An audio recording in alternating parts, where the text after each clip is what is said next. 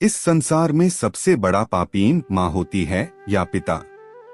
बहुत समय पहले की बात है। एक घना जंगल था। उस जंगल में एक गिद्ध का जोड़ा रहा करता था। सर्दियों की रात थी और ठंड भी बहुत ज्यादा पड़ रही थी। तब गिद्धनी अपने पति गिद्ध से कहती है, पियाजी, आज जंगल में बहुत ही ज्यादा ठंड पड़ रही है। रात काटना मुश्किल हो रहा है। क्यों न आप मुझे कोई ऐसी कहानी सुनाओ जिसे सुनकर मुझे ज्ञान भी मिले और जीवन उपयोगी कुछ बातें भी सीखने को मिले। तब गिद्ध कहता है, सच कह रही हो तुम, आज सचमुच जंगल में बहुत ज्यादा ही ठंडी पड़ रही है। मुझसे भी रात काटना मुश्किल हो रहा है।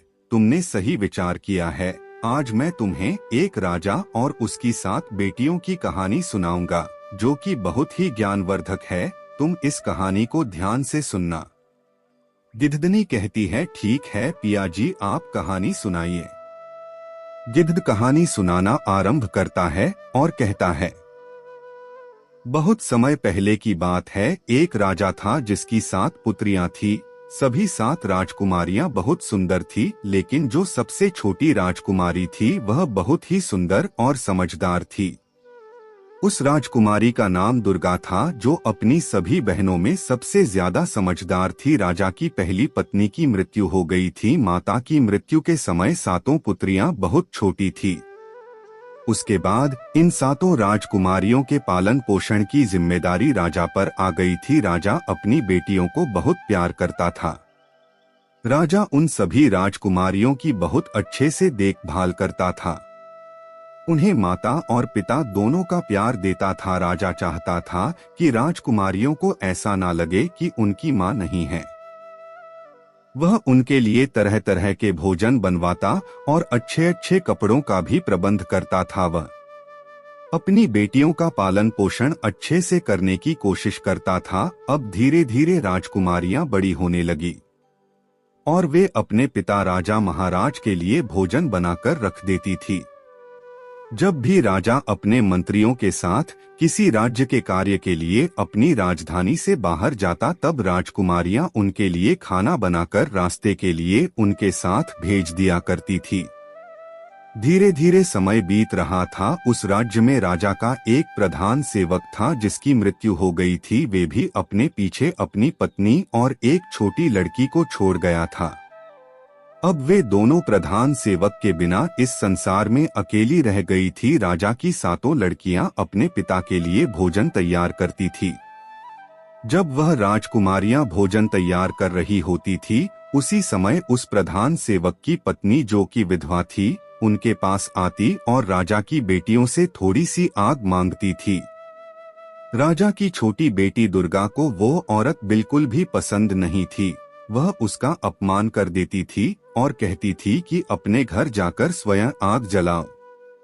तुम रोज रोज हमसे आग मांगने क्यों आ जाती हो? लेकिन उस औरत पर इस बात का कोई असर नहीं होता था। वह विधवा औरत प्रतिदिन उनसे आग मांगने के लिए आने लगी। उसे छोटी राजकुमारी कितना भी बेइज्जत और मना करती, लेकिन उस पर कोई असर नहीं होता था। राजकुमारी दुर्गा की जो 6 बड़ी बहनें थी, वे अपनी छोटी बहन को बहुत समझाती कि दुर्गा, शांत रहा करो, वह महिला बेचारी विधवा है और यदि हम इसको थोड़ी सी लकड़ी की आग दे देंगी और यह उससे आग जला लेगी तो क्या हो जाएगा? जब देखो तुम उस औरत से लड़ती झगड़ती रहती हो, इसके साथ ही तुम उसको इतना भला बुरा भी सुनाती हो। इसमें उस बेचारी का क्या कसूर है? वह हमारे यहाँ आकर केवल हमारे चूल्हे से थोड़ी सी आग ही तो लेने आती है। अपनी बड़ी बहनों की बात सुनकर छोटी राजकुमारी कहती है कि कोई बात नहीं, आज तुम्हें मेरी बात समझ नहीं आती, लेकिन देख लेना, एक ना एक दिन यह औरत हमारे लिए बहुत बड़ी मुसीबत पैदा कर देगी। यह सिलसिला इसी तरह चलता रहा। वह औरत रोज उनके घर पर आग मांगने जाती और जैसे तैसे सबसे नजर बचाकर राजा के खाने में राख मिला देती। क्योंकि वह विधवा औरत बड़ी ही अजीब स्वभाव की थी, वह जल्दी जल्दी से राख में लाकर राजा का बना हुआ भोजन खराब कर देती थी। धीरे धीरे राजा को भी अपने खाने में कुछ खराबी महसूस होने लगी थी। वह जानता था कि उसके लिए खाना उसकी बेटियां बनाती है। राजा अपनी पुत्रियां से बहुत अधिक प्रेम करता था, इसलिए वह समझ नहीं पा रहा था कि उसकी पुत्रियां उसके खाने को क्यों बिगाड़ देती हैं। उसे इस बात का विश्वास नहीं हुआ कि आखिर खाना इतना खराब क्यों लगता है। एक दिन राजा ने सोचा कि सच्चाई जानने के लिए मुझे अपनी बेटियों पर नजर रखनी चाहिए, क्योंकि मेरी बेटियां मेरे लिए ऐसा तो नहीं कर सकती है कि वे मेरा खाना खराब कर दे। ऐसा सोच विचार करके राजा अपने कक्ष में चला गया। अब राजा जब उसकी पुत्रियां खाना बना रही थी तो उन्हें खाना बनाते हुए छिपकर देखने लगा कि मेरी बेटियां किस मकसद के लिए मेरे खाने को खराब करती हैं।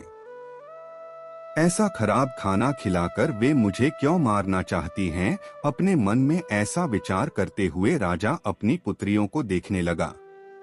क्योंकि वह अपने पुत्रियों से प्यार भी बहुत करता था, उसने अपनी पुत्रियों को खाना बनाते हुए दीवार के गुप्त झरोखे से देखा। वह जानना चाह रहा था कि मेरी बेटियां कैसे खाना खराब करती हैं। उसके सातों बेटियां सावधानी से चावलों को धो रही थी और बड़ी ही स्वच्छता से भोजन को तैयार कर रही थी। जैसे ही सभी प्रकार के भोजन बनकर तैयार हो गए तो उसने देखा कि उसकी बेटियों ने बड़ी सावधानी और स्वच्छता के साथ भोजन को चूल्हे से दूर हटाकर रख दिया। इसके बाद राजा ने जो देखा उसे देखकर वह बड़ा ही आश्चर्यचकित हुआ। राजा ने देखा कि प्रधान की विधवा आग लेने के लिए उनके घर पर आई और उसने अपने घर पर भोजन को पकाने के लिए आग मांगी। तभी दुर्गा उस पर क्रोधित हो गई और उसे खड़खोटी सुनाने लगी। दुर्गा उससे कहने लगी, जब देखो मुंह उठाए आग मांगने चली आती है। फिर दुर्गा की दूसरी बहनों ने उसे समझाया, कोई बात नहीं, आग ही तो मांग रही है, तुम गुस्सा मत करो। जब वे आग लेकर जाने लगी तो उसने राजकुमारियों की नजर से बचकर सारे खाने में राख मिला दी। इस प्रकार उसने सबसे नजरें बचाकर सारा खाना खराब कर दिया। जब राजा ने देखा कि उसकी बेटियों ने तो बहुत साफ सफाई और बड़े सुंदर तरीके से खाना बनाया था, लेकिन प्रधान की पत्नी ने लकड़ी लेने के बाद खाने के सामान में राख मिला दी है, तो राजा बहुत क्रोधित हुआ और वह अपने राजमहल में दरबार लगाकर बैठ गया। उसने तुरंत अपने आदमियों को प्रधान की पत्नी को पकड़कर लाने के लिए भेज दिया और उनसे कहा कि प्रधान की पत्नी को मेरे सामने शीघ्र पेश करो। विधवा औरत को राजा के दरबार में लाया गया। जब राजा ने उससे सारी घटना के बारे में पूछा तो उस विधवा औरत ने कहा कि महाराज, मुझे क्षमा करें, मैं तो एक खेल खेल रही थी और मैं तो यह देखना चाहती थी कि आप कितने चतुर और समझदार हैं और कैसे इस समस्या का समाधान निकालते हैं। वह औरत महाराज की प्रशंसा करते हुए कहने लगी, महाराज, आप तो बहुत ही न्यायप्रिय और समझदार हो। इस प्रकार उस औरत ने राजा को अपनी मीठी मठी बात में उलझा दिया। उसकी ऐसी बातें सुनकर राजा भी उसकी समझदारी के कारण उस पर अत्यधिक प्रसन्न हो गया और उस पर मोहित भी हो गया। राजा ने उसको दंड देने के स्थान पर उसको रानी बनाने का निर्णय कर लिया और इस तरह उससे विवाह कर लिया। अब वे प्रधान की विधवा पत्नी विवाह करके राजमहल में आ गई। अब वे विधवा से रानी बन गई। अब यह नई रानी राजा की पहली पत्नी से पैदा हुई सातों बेटियों से बहुत अधिक नफरत और घृणा करने लगी। वह चाहती थी कि किसी भी प्रकार से यह सातों राजकुमारियां महल से निकल जाएं। राजकुमारियों को महल से निकालने के लिए वह नई नई साजिशें रचने लगी और विचार करने लगी। जैसे भी हो उनको किसी भी तरह महल से भगा देने के बाद राजा की सारी धन संपत्ति के साथ साथ सभी प्रकार के ऐश्वर्य भी केवल उसके लिए ही होंगे। वे और उसकी अपनी पुत्री अब राज करेंगी। वह चाहती थी कि उसकी अपनी पुत्री राजमहल में राजकुमारी बनकर रहे, उसकी अपनी पुत्री को ज्यादा सम्मान मिले। लेकिन राजा पुत्रियां को भी बहुत प्यार करता था। उसको अपनी पुत्रियों के प्रति बहुत ही करुणा और दया थी। राजा अपनी पुत्रियां को बिल्कुल भी दुख में नहीं देख सकता था। दूसरी ओर नई रानी हर प्रकार से राजा की पुत्रियों को दुखी करना चाहती थी। वे उन्हें पूरा दिन कार्यों में लगाए रखती थी। धीरे धीरे अब वे राजा की सातों पुत्रियों को खाने के लिए भरपेट खाना भी नहीं देती थी।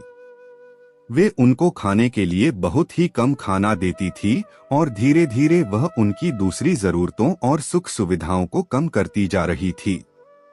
इस तरह सातों बहनों पर हर प्रकार से दुखों का पहाड़ टूट पड़ा। इसके विपरीत जो प्रधान की पत्नी थी, जो अब रानी बन गई थी, तो उसे और उसकी छोटी पुत्री को हर प्रकार की सुख सुविधा दी जाने लगी। वह राजकुमारियों की तरह महल में रहने लगी। महल में रानी अपनी बेटी को राजकुमारी बनाकर रखती और उसे एक राजकुमारी की तरह से ही जीवन जीने के लिए प्रोत्साहित करती है। रानी अपनी पुत्री के लिए अच्छे अच्छे भोजन बनाती है, अच्छे अच्छे कपड़े पहना और उसके लिए अच्छी अच्छी चीजों का संग्रह करती। उसने राजा की पहली पत्नी से जो 7 राजकुमारियां थी, उन सभी को सभी प्रकार के सुखों से वंचित कर दिया। सभी बहनें बहुत दुखी और उदास रहती। एक दिन बहुत अधिक परेशान होने के कारण वे सातों बहनें महल के बाहर जाकर अपनी माँ की समाधि पर जाकर रोने लगी। वहां जाकर वे अपनी माँ से इस प्रकार से कहने लगी, माँ, क्या तुम अपनी बेसहारा लाचार बेबस पुत्रियों को नहीं देख सकती हो? हम सब कितनी अधिक दुखी हैं। माँ, हमारी सौतेली माँ हम पर कितने जुल्म ढा रही हैं। हम भूख प्यास से तड़प रही हैं। माँ, अब हम क्या करें? धीरे